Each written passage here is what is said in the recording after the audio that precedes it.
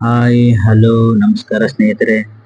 ಇವತ್ತಿನ ಕಬಡ್ಡಿ ಮ್ಯಾಚಲ್ಲಿ ಬೆಂಗಳೂರು ಬುಲ್ಸ್ ಸೋತಿತು. ಸೋಲಿಗೆ ಮುಖ್ಯ ಕಾರಣ ಏನಪ್ಪ ಅಂತಂದರೆ, ಅದಕ್ಕಿಂತ ಮುಂಚೆ ನಮ್ಮ ಬೆಂಗಳೂರು ಬುಲ್ಸ್ 10 ಪಾಯಿಂಟ್ಗಳ ಹಿನ್ನಡೆಯಲ್ಲಿ ಇತ್ತು.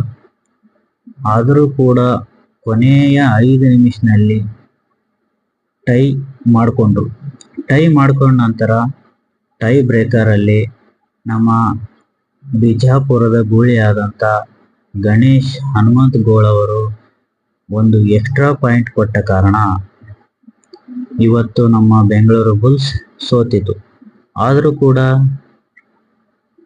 ಪಾಯಿಂಟ್ ಟೇಬಲಲ್ಲಿ ನಮ್ಮ ಬೆಂಗಳೂರು ಬುಲ್ಸ್ 4ನೇ ಸ್ಥಾನವನ್ನು ಪಡೆದುಕೊಂಡಿದೆ.